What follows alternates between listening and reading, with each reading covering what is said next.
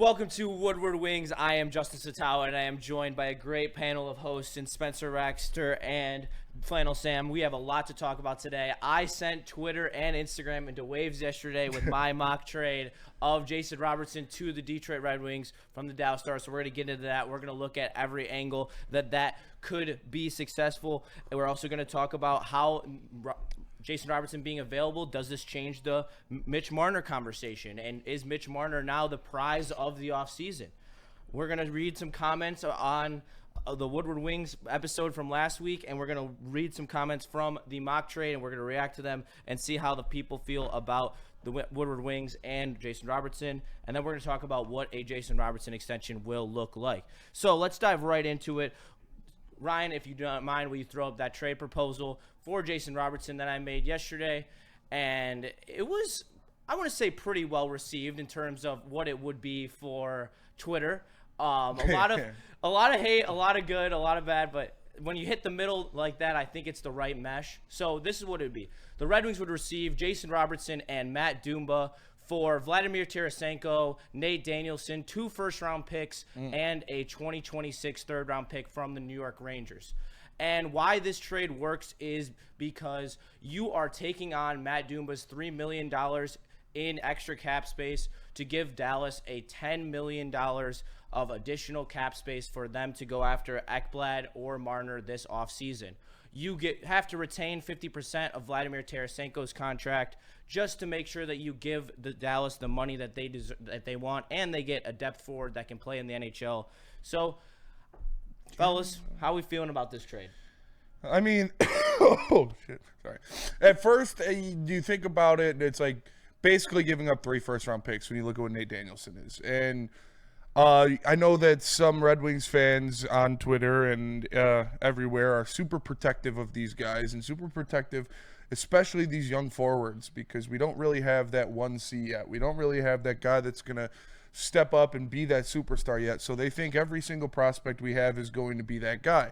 But if you're not willing to give up a guy like Nate Danielson when you're looking to trade for someone of the caliber of Robertson, you're going to have to give up a Casper, or you're going to have to give up an ASP, or you're going to have to give up one of those other guys. So I think if you're bringing in a guy like Robertson, who is obviously a guy that finishes in the Selke voting every year, he is a guy who has a 100-point season in his career. He is a guy who would be your top forward. He would be on your top line, whether you probably at the left wing. So yeah, I think this is a fair trade for someone of his caliber, for someone of his ilk. Like, he is a guy that you could put on your top line and be like, okay, now we have one of the best top lines in the NHL. And he is a guy that plays 2 ways. He is a guy that is going to give you some defense. He's a guy that's seen the playoffs, so he knows how to hold himself in that setting. Yeah, do I love the trade? Do I think it's one of those Steve Yzerman fleeced him again? No, I don't think it's that type of trade. I think this is a very realistic trade in a realistic situation if you want to get someone of his caliber. So I'm doing this one, and I'll give one caveat in just a minute. When it comes to Nate Danielson, let me just say why I'm okay with Nate Danielson being a part of this package. A, he's a name. He was a top 10 pick, so I think he's certainly a more enticing tradable asset than even somebody like Amadeus Lombardi, for example. However, cooler name though. Oh yeah, 100%. But when we look at the potential, top 6 offensive pairings or offensive lines on the Red Wings team, there might not be a spot for Nate Danielson when it's all said and done. We know Larkin, even though it's not the most ideal, is the 1C. Marco Kasper really emerged last year, and I think we all expect a huge jump this year, and we love what he can do. Is Nate Danielson eventually going to be the 3C? I know depth is important, but top 10 pick, 3C, and also, I've never, at this stage in the Red Wings rebuild, or I think you still have to call it a rebuild, I'm not super protective of the number 1 or the first round picks for now. I think that there's enough. And although Danielson being gone will weaken it a tad, there's still enough in terms of prospects in GR and enough of young players that can develop so that you don't need to hold on to first-round picks. Obviously, Jason Robertson, you put him on that top line with Larkin and Raymond, it would be a elite top line if Jason Robertson performs to the level that we're accustomed to him from. Maybe he can even bring a 100-point season to the Red Wings. We don't know that yet. He only did it once with the Stars. But, Justin, I wanted to ask you, because we talked about it yesterday off air, and I wanted you to explain something to the audience. Jason Robertson, he's under contract for next year, and then he's an RFA. So there could be some question about, Jason Robertson's just a rental. Why does that not matter as much? Why is him being an RFA so different from him being a UFA?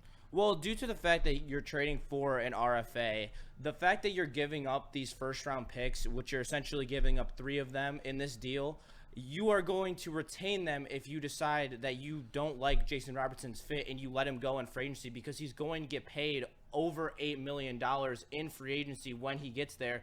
And so you're going to be able to get those conditional draft picks back even if he does leave you. So in terms of why this move is such a low-risk move, you're going to bring in a guy who has a 100-point season, who has 4 straight seasons of 80 points, and you're going to bring him in on a first line with a very similar guy that he's been used to playing with in Lucas Raymond, very similar to Wyatt Johnston, and you're going to have just a low, this is a low-risk move. If it ends up working up, yes, you paid the 3 first-round picks for it, but it ended up working out, and you have one of the best top lines in the Eastern Conference. If it doesn't end up working out, you let him go, and you get the conditional first-round picks back that you're going to get when he leaves in free agency due to the, I think it's called the RFA trade capital graph. I don't know. It's something stupid, but you would retain 3 first-round picks for it, and so it's honestly very a low-risk move when you think about it, because of the fact if he does end up leaving you, you do retain all the draft picks, and at that point you're just getting rid of Tarasenko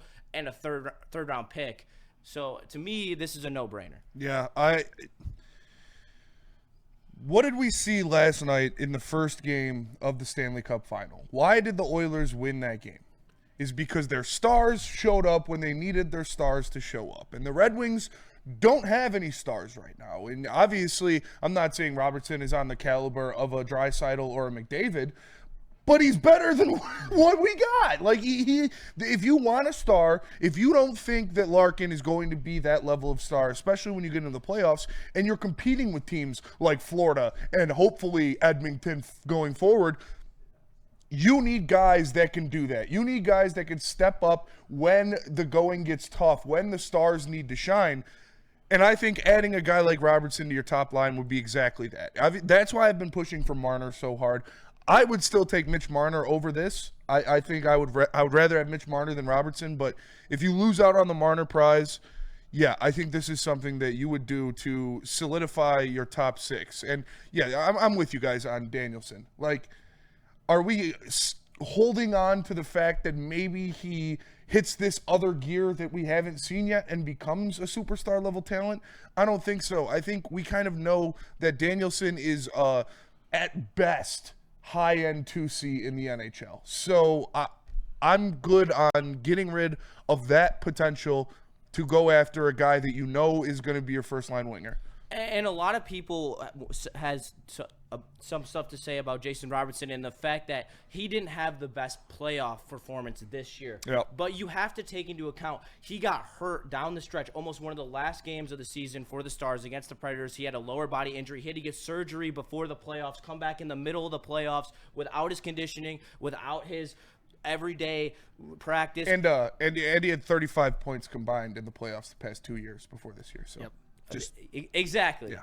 So there is a point where you're just like, all right, that's just a rust factor. He's still, when he was on, and you could tell, he kind of got it in the last couple of games for Dallas. In the last game before they got eliminated, he had 2 goals. Yeah. And they were his goals. He made those plays. And so for the people that I see out there who are like, oh, he's too big, he's a perimeter player, he doesn't move well. He was coming off of injury. And if you think about how a line works and the fit, and I'll go right into this because this is the next topic. The fit on the first line for the Detroit Red Wings is perfect.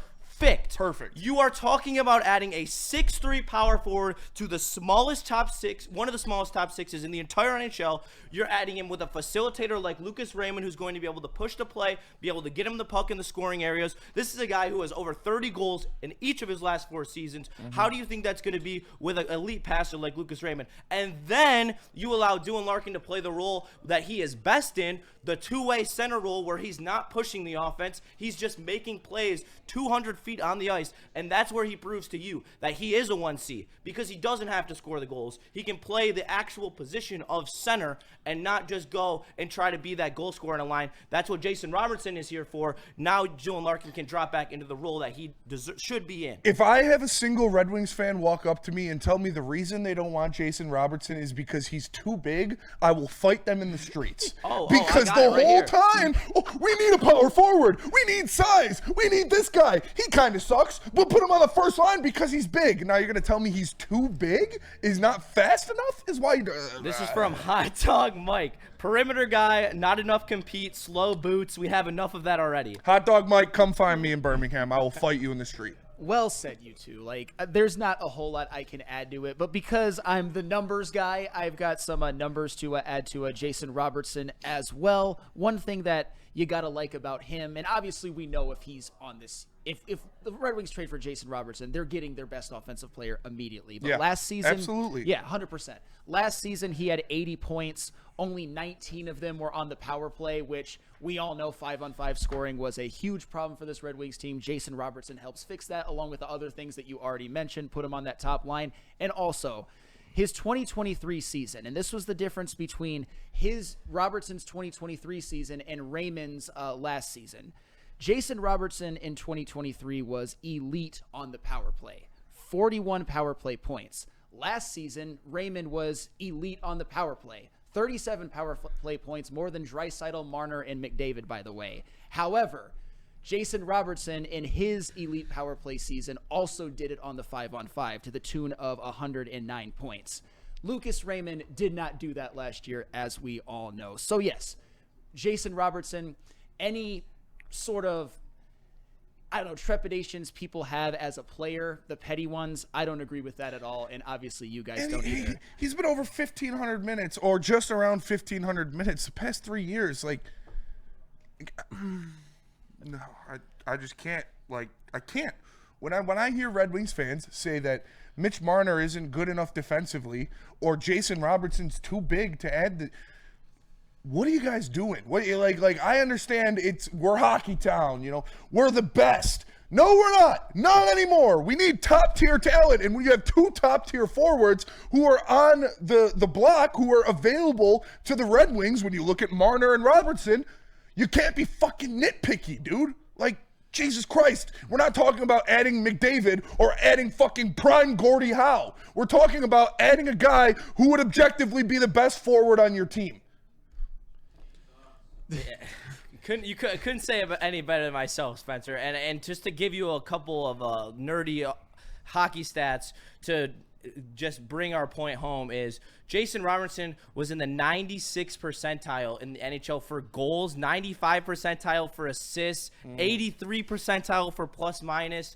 I would like to see a little bit higher than 60% on the hits percentile, but he does become more of a playoff player when it comes to the playoffs, and he does hit more in the playoffs. So that's not a concern for me. Because he knows how to – everybody does. That's what did you see that game? I know, obviously, Stanley Cup final, highest level of hockey in the world, but those guys were killing each other last night, and obviously that's something you do in the playoffs. You got to crank it up a little bit. He's been there. He's played in the playoffs a lot. He knows what to do. So he's going to lead by example because he's too big. He can throw that body around in the playoffs too. I don't know. Maybe when somebody cross-checks your captain on the back of the neck, it'd be good to have a fucking 6'3", 210-pound guy out there to grab somebody up. No, I can't believe somebody actually said he's too big. No, that is Justin, I thought you made that up. But you didn't. Shout out to you for bringing the receipts because it is ridiculous. And yeah, you guys mentioned it perfectly. Everybody's physicality jumps when it comes to the playoffs. And Jason Robertson, he's big. He's physical. He does play defense. And the same people, the people who are the Jason Robertson sucks in the playoffs people are the same people that say Mitch Marner sucks in the playoffs. You can say that all you want, but I look at the previous 2 seasons, as Spenny said, 35 points in 38 games for Jason Robertson prior to this year. I see Mitch Marner, and I'm not saying the Leafs as a team have achieved what the talent maybe dictates that they should. I'm seeing a lot of point per game or more than a point per game playoff seasons for Mitch Marner. So miss me with those nonsenses, especially since get us to the playoffs first. Jason Robertson or Mitch Marner could do that. And let me just give you a little bit of a power stat, is what we like to call it. Since 2021, 2022, since Jason Robertson emerged, that was his second year in the NHL and his first full season. He is 14th in the entire league in goals. Let me say that again. He is 14th in the entire NHL in goals. It's pretty good. In front of players of the regard of Jake Gunzel, Steven Stamkos, Sidney Crosby, Artemi Panarin, Nikita Kucherov. And he's had a Cooch? Wow. And we don't want that. No, and people don't want that. He's too big. People are afraid to give up 3 first-round picks for one of the top 15 goal scorers in the entire NHL.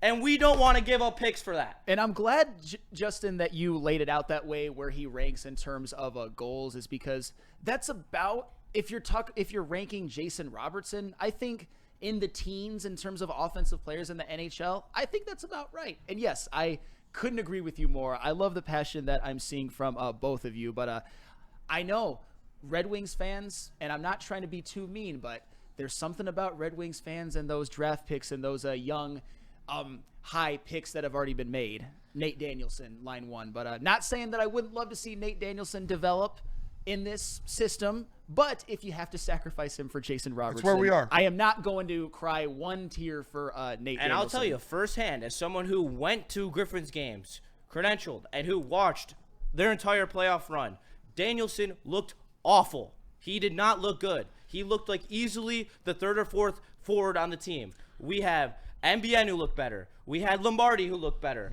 Like it's just, we're getting to a point where like it's just he's going to start depreciating as an asset. Yeah, like this is the highest point you will probably have him, because you can say, all right, he's only had 1 season in pro hockey. It wasn't that great, but you can get something out of him. This is the time, and this is the time where you need to infuse this roster with some veteran talent. It's not often where you can get a guy that, not just veteran talent, veteran top line talent. Yes. Upper echelon veteran talent. We're talking about bringing in guys to make you make that jump. And I know some Red Wings fans think that the jump is getting in the playoffs. It's not.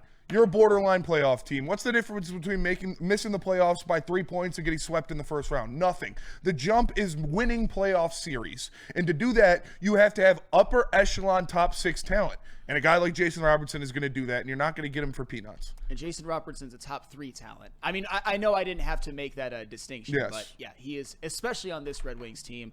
And remember what the wing position was like opposite of Lucas Raymond a lot of times last year. A lot of think what that would do for Lucas Raymond. Like Lucas, think of what it would do for Dylan Larkin. Larkin. Yeah. And just allow him to play that role that he should be playing. It's a slam dunk move. But we obviously are all in agreement on that. Yeah. So would you guys rather read the comments from people, or would you rather talk about how this compares to Mitch Marner?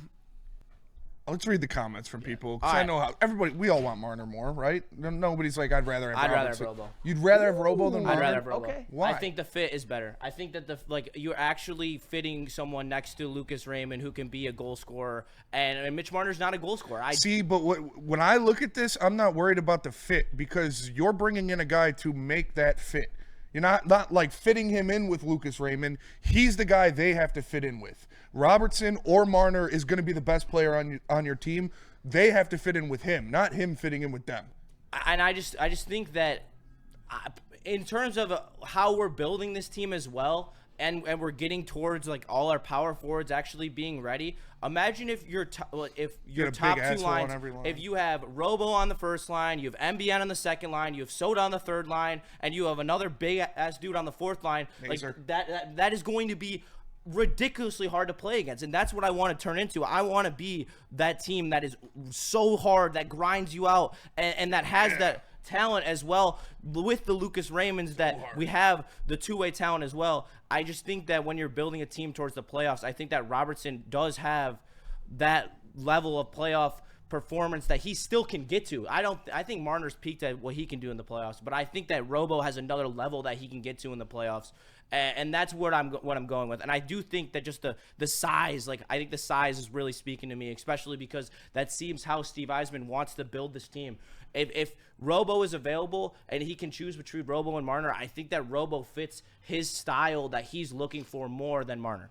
You know, it's a complicated question, because I'm not mad at you for, you're saying Jason Robertson. I'm not mad at it, because they're just different players. Jason Robertson's bigger. Jason Robertson's more of a goal scorer. Mitch Marner is more of that elite distributor, although he can score goals, of course. We all know that. But I think it also comes down to, with Mitch Marner, you would be offering him a massive free agent contract, $14 million a year, a lot of term, which I'm not mad with, by the way. I would sign up for that any day of the week. With Jason Robertson, it's a little bit more complicated, because next year he's makes under $8 million, which makes him criminally underpaid, at least for this year. But then you have to worry about him as an RFA. Is he somebody that you can extend? Obviously, there's the caveat of losing him means you get some draft picks back, but it's very, very different how you would acquire them both. And, oh, by the way, Jason Robertson, the extension you would sign would be cheaper than a Mitch Marner free agent contract. I would still go with Marner, but I can see your side when it comes to Jason Robertson. Player for player, it's no comparison, but it's not as simple as player for player. No, and it's not. And let's get into a couple of these comments, because, I mean, they're hilarious. I can't lie. Shout out. So, the Iglesias enthusiast, shout out Jose Iglesias, Nate Danielson will be better than Jason Robertson in the playoffs. That is a guy who in his pro career has 1 goal, no assists in 5 career playoff games in the AHL. Again, that's just... Listen. Detroit Twitter is a place where 12-year-olds run rampant. Yeah. It is a place where children run rampant, and I love them. They're funny a lot of the times, but that's just stupid. You have nothing to back you saying that. If Nate Danielson is 3/4 of the player that Jason Robertson is, that's an absolute win. No doubt. Oh my God, dude. That's low-tier rage bait, but it worked. Low-tier rage bait. And like we've said before, this idea that Jason Robertson is terrible in the postseason, it's mostly narrative. If you want to say his numbers this postseason were not up to par, that's fine, but you gave a lot of caveats. He was battling injuries. He's getting his conditioning right. We don't know if Nate Danielson will ever play a playoff game his entire. We don't know if Nate Danielson will. Just got swept. We don't know if Nate Danielson will ever play an NHL game his whole career. Obviously, I would bet that he would. But what are we doing?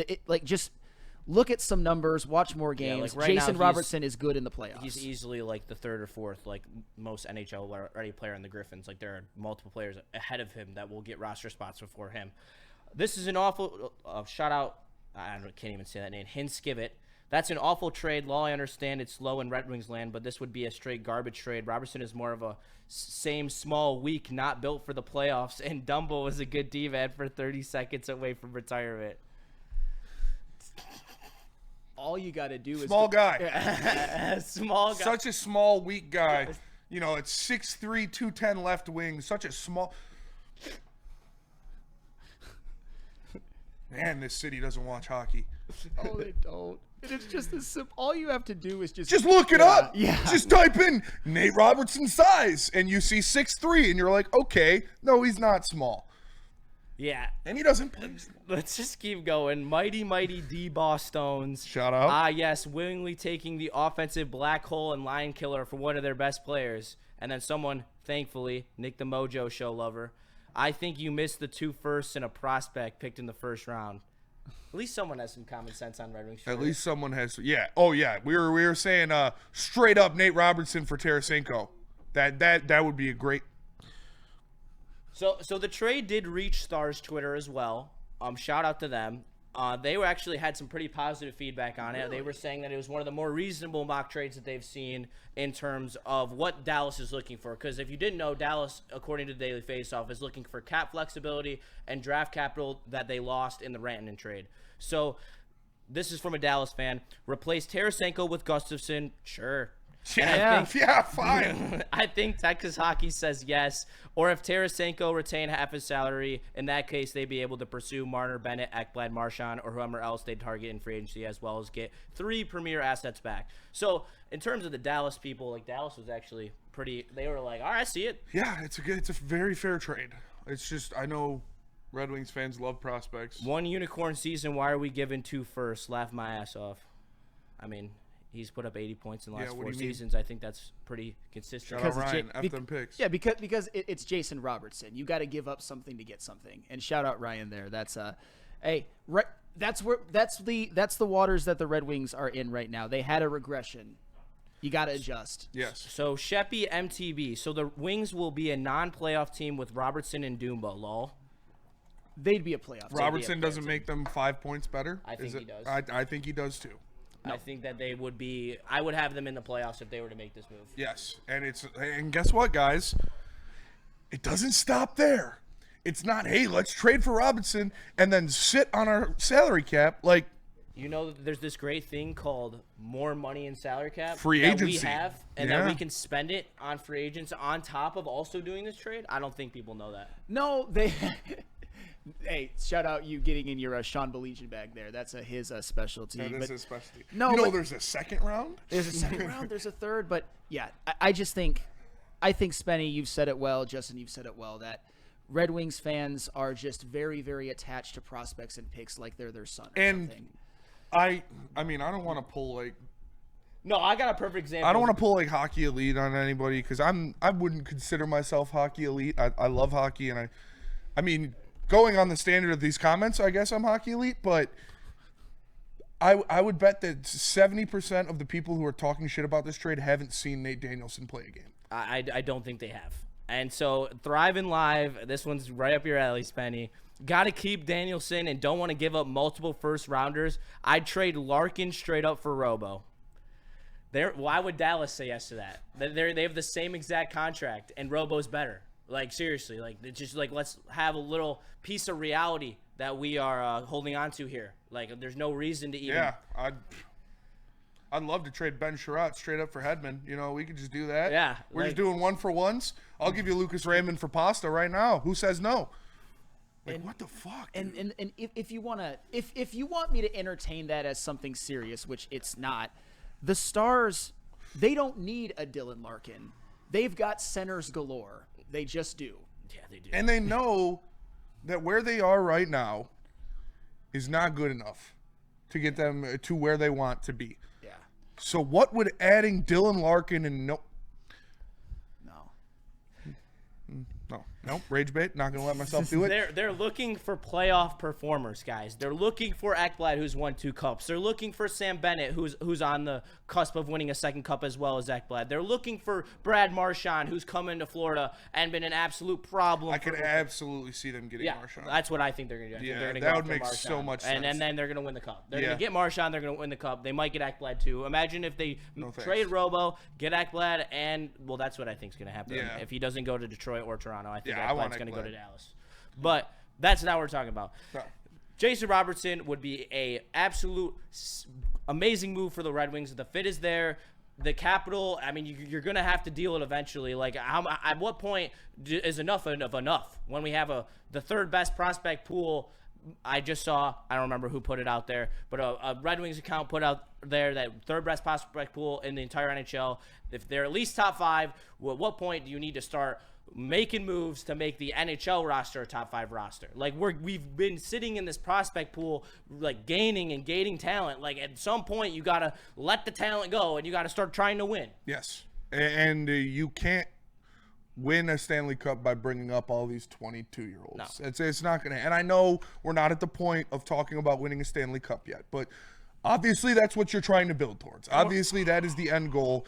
And consistently bringing up 2 C's on a team is not going to – you need – I don't know how I don't know how many times I got to say this. You need upper echelon NHL talent if you want to compete in the playoffs. Look at Carolina. If you hold on to all of your picks, if you hold on to all of your guys, and you build this through only Steve Yzerman draft picks, and you bring up all these prospects, at best, you are the Carolina Hurricane. Yep. And that is not good enough to win a Stanley Cup, and that's at your peak. So to get higher than that, you need upper echelon talent. Nate Danielson, I don't care what you say, will never score 100 points in the NHL. I'm sorry. Is that too soon to say? I don't care. That's not what he's going to do. Robertson has. He's a top line forward on any team in the league. You bring him in if you can. No, and if I'm being honest, if the Red Wings want to continue with just not making big moves and just promoting all of the prospects, I don't think they'll ever be the Hurricanes anyway. Yeah. I think that's a big stretch. That is their, I think. That's the absolute peak. The absolute peak that I don't think would ever happen, honestly. And just to add to your guys' points about the acquisitions and how you have to acquire talent in order to get to that next level, like let's look at the teams in the Stanley Cup final right now, shall we? Yeah. The Edmonton Oilers, they brought in Wallman. They brought in Corey Perry. They brought in Evander Kane. They brought in... And you know what allows you to do that?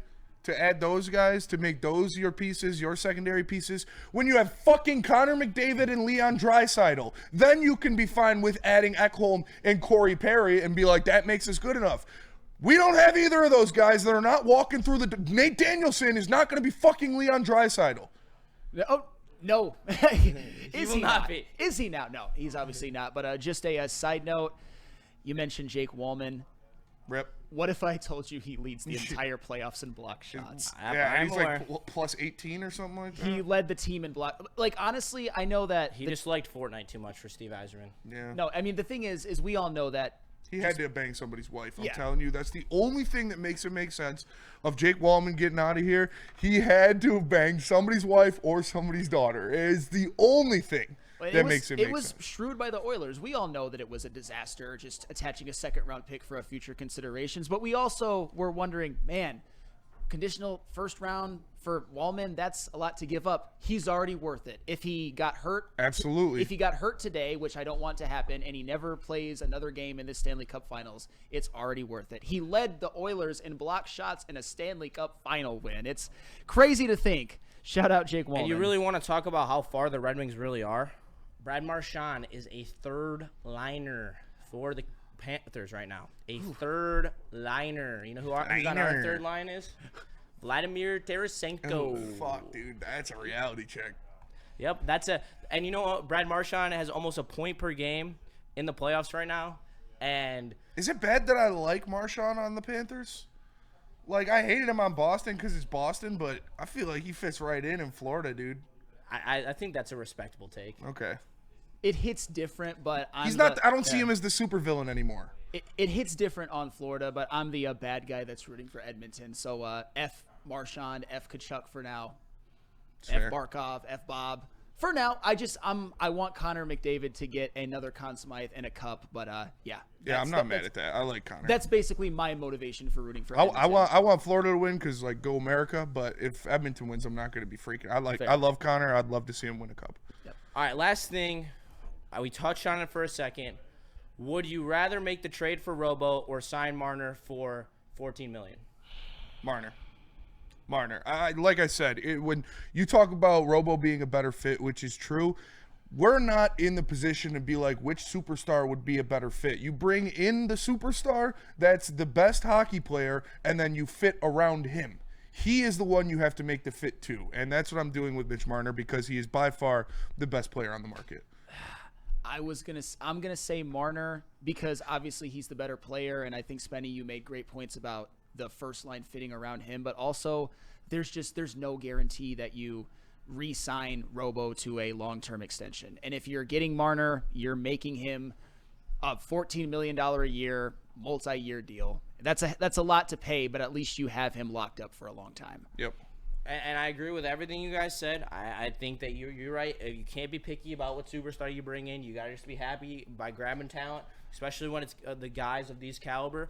But I do really love the power forward aspect of bringing in Robo. He's too small. Having need him to be 6'7". having power forwards on every single one of your lines moving forward, I think, is a big thing, especially seeing how the NHL is now translating to more of a power forward style with some of these skill guys mixed in. I think it's a perfect balance between the two that you need in the current NHL. So I would really love to go after Robo. I wouldn't be mad about Marner. I'd love Marner.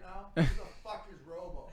Jason Robertson. Darren McCarty. Well, fucking let the fucking people know. Because fucking we're over here. Hey, fair. There's no question that it's Mitch Marner because it gets and what have we seen in the past in this league? Right? You've seen superstars change. Like Yep. Out of those two. You know what Mitch Marner is? He's better. He is better. I just personally, I like the fit of Robertson, but Hey, that's just me. hey, you're not on the side of Darren McCarty, so obviously you're wrong, Justin. But Yep. I'm kidding. I mean, I respect his opinion, but I'm allowed to have my own. You presented your case well in a compelling way that you made me think about it. I'll give Yeah. you that. All right, well, that's going to do it for us today. Real quick, before we get out of here, I just got to shout out this team that Neil has cast aside and said they're going to be gutted and not get any more funding. Officially, Caden Lidstrom, a Michigan State Spartan, the best pickup of the offseason. Shout out my guy Gibby, who was in here, one of the greatest Michigan State Spartans of all time. But, yeah, absolute wagon next year. Nightingale, you got to go out there and get the job done, brother. You guys are going to be loaded next year.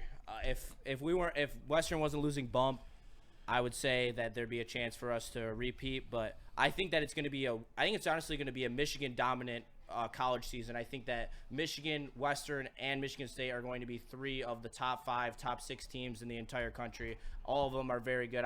Fuck Cornell. I believe Michigan will probably be the one who gets Gavin McKenna, which will be huge for them. And it's going to be a good college hockey season. Should be a good Red Wing season as well. And we will catch you in the next one of Woodward Wings. From Justin, from Flannel Sam, from Spenny. Thank you for tuning in and enjoying your Saturday. We'll catch you in the next one. Peace.